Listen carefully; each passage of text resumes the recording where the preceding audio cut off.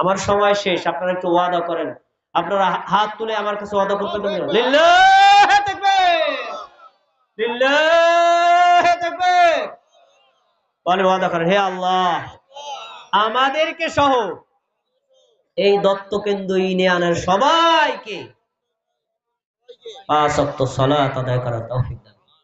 আমিন। আমরা আদায় করবো না ইনশাআল্লাহ? আর অনেক কথা থেকে যায়, বলার সময় নেই। এবার আসুন, যদি কোনো লোক সালাত আদায় না করে তাহলে তার ক্ষতি কি, শাস্তি কি, তার হুকুম কি, এটা আমাদের জানা লাগবে না? দরকার আছে, নাহলে আপনি বুঝবেন না। এত ফজিলতের কথা শুনছেন, তারপরেও দেখবেন এই কথা শোনার পরে বেনামাজি লোক এলাকায় থাকবে না কি থাকবে না? যাদের থাকবে বেনামাজি, তাদের জন্য সুসংবাদকৃত আয়াত আর হাদিসগুলো শোনেন। সূরাতুল মারিয়াম 59 নম্বর আয়াত আল্লাহ বলেন, ফাখালাফা মিন বা'দিহিম খালফুন আদাউস সালাতা ওয়াত্তাবাউশ শাহওয়াতা ফাসাউফা ইয়ালকাউনা গায়্যা। নবীগণ যখন চলে গেলেন, সাহাবীরা যখন চলে গেলেন, তার পরবর্তী প্রজন্ম যখন আসলো, তারা সালাতটাকে নষ্ট করে ফেললো, প্রবৃত্তির অনুসরণ করলো। সালাত নষ্ট করা মানে নামাজ না পড়া, বেনামাজি হওয়ার কারণে আল্লাহ রাব্বুল আলামিন বললেন তাদেরকে জাহান্নামের গর্তের মধ্যে নিক্ষেপ করা হবে। তাহলে আয়াতে স্পষ্ট, বেনামাজি আল্লাহ কোথায় দিবেন? বেনামাজিকে আল্লাহ কোথায় দিবেন? জাহান্নামের গর্তের মধ্যে, আগুনের মধ্যে পড়বে। স্পষ্ট আয়াত, এরপরে ব্যাখ্যা লাগে না। আমরা এখন কথা বলতেছি না, আমাদের পরিচিত জন অনেকে আছে নামাজ পড়বে না, তারা জাহান্নামে যাবে। আমরা যদি জান্নাতে যেতে পারি, জান্নাতে থেকে আল্লাহ তাআলা তাদের সাথে কথা বলার সুযোগ করে দিবেন। সূরাতুল মুদ্দাসসির 40 থেকে 44 নম্বর আয়াতে আল্লাহ বলেন, ফি জান্নাতি ইয়াতাসাআলুনা আনিল মুজরিমিন। জান্নাতের মধ্যে থেকে জান্নাতীরা জাহান্নামীদের সাথে কথা বলবে, জাহান্নামীদেরকে বলবে, মা সালাকাকুম ফি সাকার, এ আমার প্রিয় ভাই, তোমাকে তো আমি চিনি, জাহান্নামে কেন? তুমি জাহান্নামে আসছে কেন? তখন সে আত্মস্বীকৃতি দিবে। আত্মস্বীকৃতি বলেন, সে বলবে, হ্যাঁ আমি অপরাধ করছি। অপরাধটা কি? সে বলবে, লাম নাকু মিনাল মুসাল্লিনা ওয়া লাম নাকু নুতঈমুল মিসকিন। আমার ভাই শোনো, আমি কেন জাহান্নামের আগুনের মধ্যে জ্বলছি? আমার 1 নম্বর অপরাধ, আমি মুসল্লি ছিলাম না। যে সালাত আদায় করে তাকে কি বলে? সবাই বলেন, কি বলে? আর যে নামাজ পড়ে না, আমরা কি বলি? বেনামাজি, তাই না? বেনামাজি, গায়রে মুসল্লি মানে বেনামাজি। তাহলে একেবারে স্পষ্ট, লাম নাকু মিনাল মুসাল্লিন, আমি বেনামাজি ছিলাম, এজন্য জাহান্নামে আসছি। স্পষ্ট আয়াত। বেনামাজি যারা জান্নাতে যাবে তারা না? কথা বলে না, জান্নাতে যাবে তারা। বেনামাজি যারা জাহান্নামে যাবে তারা।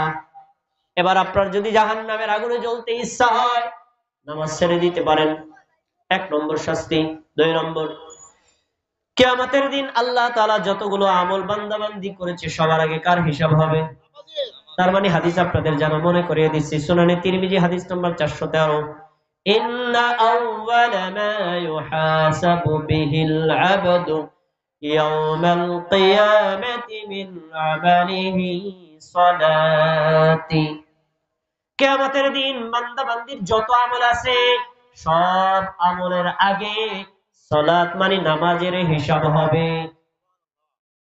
এরপরে বলছেন, নামাজ যদি তার সঠিক পাওয়া যায়, ফাকাদ আফলাহা ওয়া আনজাহা। দেখি আপনাদের মনে আছে কিনা, পিছনে আমি বলছিলাম, কাদ আফলাহাল মুমিনুন আল্লাযীনা হুম ফি সালাতিহিম খাশিউন, যারা তাদের নামাজের মধ্যে বিনয়ী হয়েছে তারাই সফল। এই হাদিসে পাওয়া গেল কাদ আফলাহা, ওরাই অলরেডি সফল হবে যাদের নামাজ ঠিক পাওয়া যাবে। বলেন সুবহানাল্লাহ। তাহলে নামাজ ঠিক পেলে পরকালে সফল হওয়া যাবে। নামাজ আদায় করলে জাহান্নাম থেকে মুক্তি পাওয়া যাবে। নামাজ যদি আদায় না করে জাহান্নামে যাওয়া লাগবে। আর যদি নামাজ আদায় না করে পরকালে থেকে ক্ষতিগ্রস্তদের মধ্যে অন্তর্ভুক্ত হওয়া লাগবে। সময় কম তো অল্প অল্প করে বলছি। এবার একটা কঠিন হাদিস বলবো। এই হাদিসটা বলার পর যদি আপনাদের কাছে যাই, আপনারা হয়তো আমার উপর রাগও করতে পারেন। রাগ করলেও আমাকে হাদিসটা বলতেই হবে। আপনারা বলতে দিবেন তো ইনশাআল্লাহ? মুসনাদে আহমদের হাদিস, যদি কোনো ব্যক্তি নামাজ আদায় না করে কন্টিনিউ, 1-2 তো ছুটে যেতে পারে, ওইটা মাঝে মধ্যে আপনারও হয়, আমারও হয়। ঘুমাই গেছেন, টের পান নাই, আল্লাহ ক্ষমা করবেন। কিন্তু কন্টিনিউ নিয়মিত নামাজ পড়েন না, 10 বছর প্লাস বয়স, এরকম যদি কোনো বান্দাবান্দি হয়, আপনি শোনেন, আপনার কিয়ামতের দিন সঙ্গী হবে ফিরআউন, হামান, কারুন, উবাই ইবনে খালফ। এরা কি কাফের নাকি মুমিন? এদের সাথে হাসর হবে যাদের, তারা জান্নাতুল ফেরদাউসে যাবে। কি ফিরআউন জান্নাতুল ফেরদাউসে যাবে না? নবী সাল্লাল্লাহু আলাইহি সাল্লাম একদিন সাহাবীদের সামনে সালাতের গুরুত্ব নিয়ে আলোচনা করছেন। আলোচনার মধ্যে তিনি বলছেন, মান হাফাযা আলাইহা, আমার উম্মতের মধ্যে যারা সালাতের হেফাজত করবে, মানে সালাত আদায় করবে, কিয়ামতের দিন আল্লাহ এই সালাতের কারণে তাকে দিবেন নূর। সুবহানাল্লাহ। ওয়া নাজাতান ইয়াউমাল কিয়ামা ওয়া বুরহান। 2 নম্বর, তাকে দিবেন আল্লাহ প্রমাণ, প্রমাণ দিবেন, সার্টিফিকেট দিবেন, তুমি জাহান্নাম থেকে মুক্ত, তুমি জান্নাতি প্রাপ্ত, সার্টিফিকেট দিয়ে দিবেন। সুবহানাল্লাহ। 3 নম্বর দিবেন কিয়ামতের দিন তাকে জাহান্নাম থেকে নাজাতের সনদ দিয়ে দিবেন। এরপরের শব্দগুলো শোনেন, যারা নামাজ আদায় করেন না, মা বোনেরা ভাইয়েরা, আপনারা একটু মনোযোগ দিয়ে শোনেন। আপনি চায়ের দোকানে আছেন তো, থাকেন ওখানে বসে শোনেন। যে ব্যক্তি নামাজের হেফাজত করবে না, ফালাইসা লাহু নূরুন ওয়ালা বুরহানুন ওয়ালা নাজাতুন ইয়াউমাল কিয়ামা, ওই ব্যক্তির জন্য কিয়ামতের দিন কোনো নূর থাকবে না, ওই ব্যক্তির জন্য কোনো নাজাতের ব্যবস্থাও থাকবে না, ওই ব্যক্তির জন্য জাহান্নাম থেকে মুক্তির কোনো সনদও নেই। পরের শব্দটা অত্যন্ত কঠিন, ওয়া কানা ইয়াউমাল কিয়ামাতি মা'a কারুন ওয়া হামান ওয়া উবাই ইবনে খালফ। যে ব্যক্তি বেনামাজি মুসলমান দাবি করেছে, যে নারী, যেই পুরুষ নামাজ আদায় করেই না এরকম বেনামাজি যে, সেই লোকটা কিয়ামতের দিন ফিরআউনের সাথে, হামানের সাথে, কারুনের সাথে, উবাই ইবনে খালফের সাথে, আবু জাহেল, আবু লাহাবের সাথে জান্নাতে যাবে না? কথা বলেন, কোথায় যাবে? একেবারে স্পষ্ট, বেনামাজির হাসর হবে ফিরআউনের সাথে। আমরা কি ফিরআউনের সাথে জাহান্নামে যেতে চাই? তাহলে এখন থেকে নামাজ ত্যাগ করার যে বদ অভ্যাস, এটা ছেড়ে দিয়ে নামাজি হওয়া যাবে তো ইনশাআল্লাহ। আল্লাহ আমাদের তৌফিক দান করুন। এবার আসুন, নামাজ শুধু পড়লেই হবে না, নামাজ আমাদের নবী যেভাবে শিখিয়েছেন ওভাবেই পড়তে হবে। অন্য কোনো পদ্ধতিতে পড়া, যদি অন্য কোনো পদ্ধতি পড়েন, আপনার নামাজ আল্লাহর নিকটে ডিসকোয়ালিফাই গণ্য হবে। পরকালে এই নামাজ দ্বারা পুরস্কার পাওয়া যাবে না, জাহান্নাম থেকে মুক্তিও পাওয়া যাবে না। আমরা নামাজ, ফরজ, ওয়াজিব, সুন্নাত, মুস্তাহাব, 5 ওয়াক্ত ফরজ নামাজ, সুন্নাত নামাজ, জুমার নামাজ, ঈদের নামাজ, জানাজার নামাজ, যত নামাজ আছে, এমনকি নামাজের বাইরেও যত ইবাদত আছে, কার তরিকা মতো করব? মুহাম্মদ সাল্লাল্লাহু আলাইহি ওয়াসাল্লামের তরিকা অনুযায়ী করতে হবে। তার তরিকার বাইরে ভিন্ন কার তরিকা ইসলামে কোন ধরনের গ্রহণযোগ্যতা নাই। তাই নামাজ আদায় করব কার দেখানো নিয়ম অনুযায়ী, মুহাম্মদ সাল্লাল্লাহু আলাইহি ওয়াসাল্লাম যেভাবে পড়েছেন ওইভাবেই। আসুন, আমাদের নবী, যারা নবীর দেখানো সিস্টেমে 4টা শর্ত সাপেক্ষে সালাত আদায় করে, তাদের জন্য ক্ষমার ঘোষণা দিয়ে 4টা শর্তের কথা বলেছেন। দেখি কে কে এই শর্ত পূরণ করতে পারে। সুনানে আবু দাউদ হাদিস নাম্বার 425, নবী সাল্লাল্লাহু আলাইহি ওয়াসাল্লাম বলেছেন, খামসু সালাওয়াতিন ইফতারাদাহুন্নাল্লাহ, 5 ওয়াক্ত নামাজ আল্লাহ তাআলা ফরজ করেছেন। কথা বলেন, কে ফরজ করেছেন? আল্লাহ। 5 ওয়াক্ত নামাজ আল্লাহ ফরজ করেছেন। এই ফরজ করার সাথে সাথে 4টা শর্ত দিয়েছেন।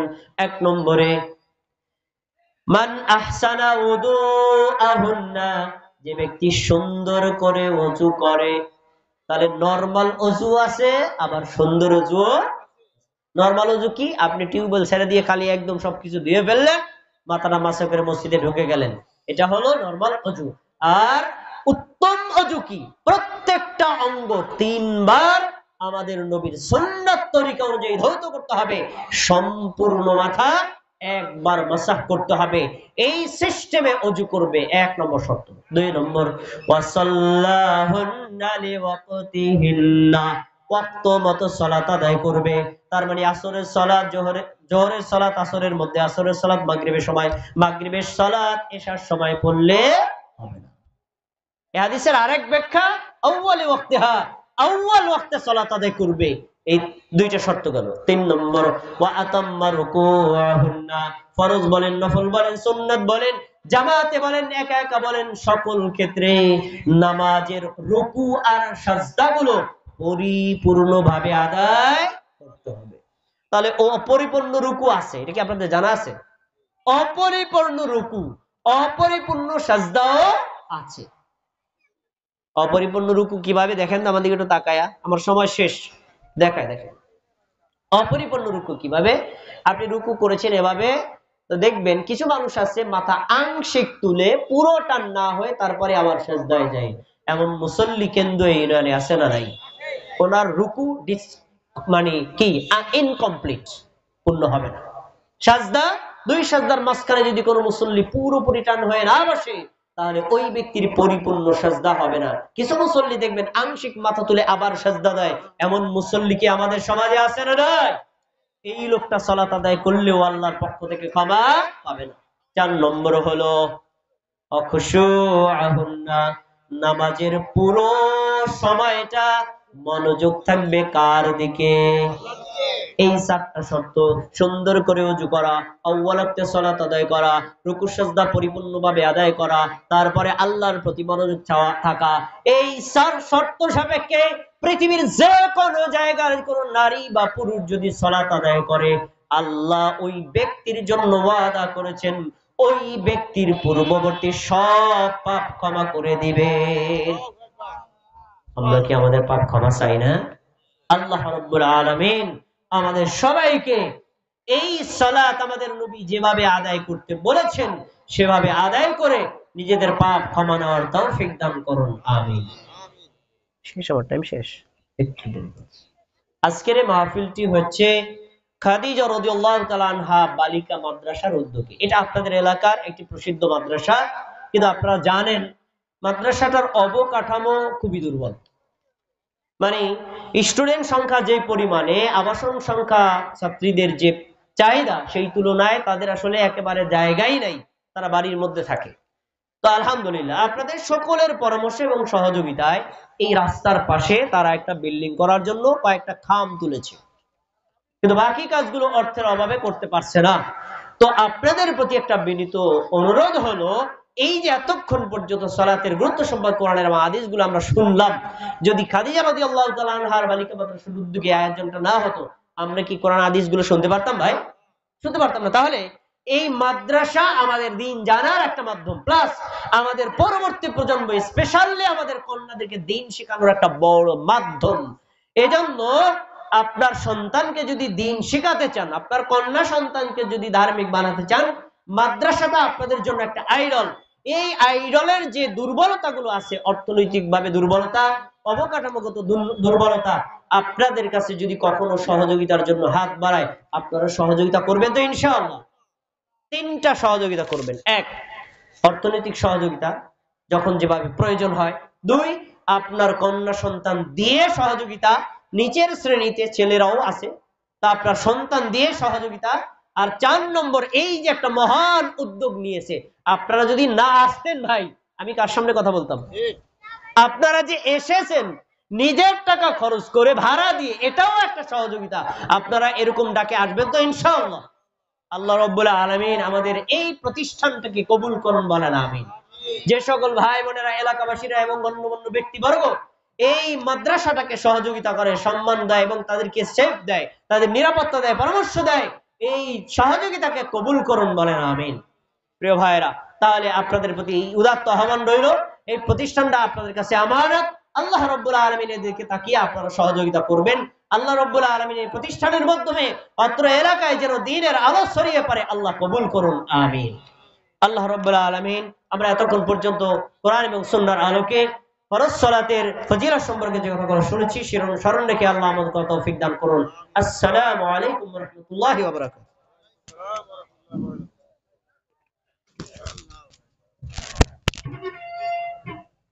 الحمد لله